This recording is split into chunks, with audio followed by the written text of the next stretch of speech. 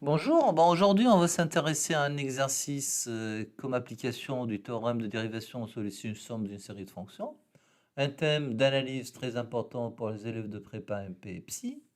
Donc avant de commencer, je vous invite à vous abonner, à laisser des commentaires et surtout à laisser des commentaires qui peuvent vous donner des idées pour de nouvelles vidéos intéressantes sur des thèmes qui vous intéressent.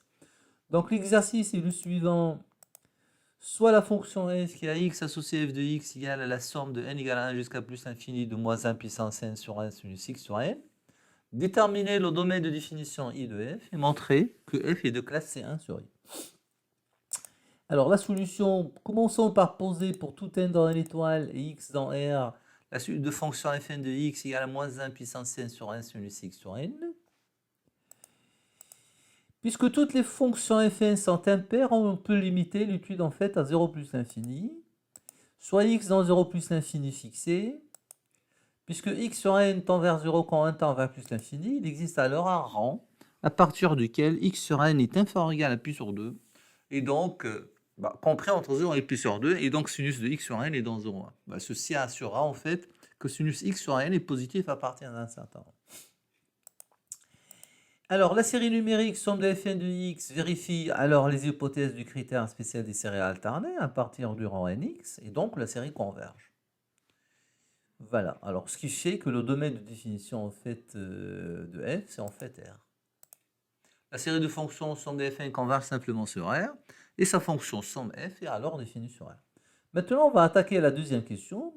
Pourquoi f est de classe C1 sur I?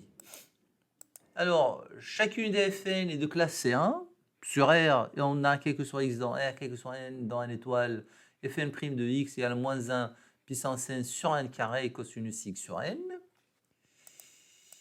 De sorte que la norme infinie de fn' sur R, c'est égal à 1 sur 1 carré, parce que quand on passe au module de fn' de x, et ça donne 1 sur 1 carré module de cosinus de x sur n, et là on a le maximum qui est en temps en fait pour x égale à 0, ce qui donnera que la norme infinie de fn' sur R, c'est exactement égal à 1 sur 1 carré. Alors la série de termes générales 1 sur 1 carré est une série de Riemann convergente, ce qui fait que la série de termes générales norme infinie de fn' converge. On en déduit alors que la série des dérivés converge normalement. Voilà, et donc uniformément sur tout, voilà, sur toute R. Récapitulons, on a chacune des fonctions fn est de classe C1 sur R. On a la série somme des fn converge simplement sur R. On a la série des dérivés qui convergent uniformément sur toute R. Et donc, d'après le théorème de dérivation sur une somme des séries de fonctions, on en déduit que la fonction f est de classe C1. Voilà, d'après le théorème de dérivation de la somme des séries de fonctions, on a f est de classe C1 sur R. Et en particulier, on a la continuité, parce que toute fonction dérivable est continue. Voilà, je vous remercie, à bientôt.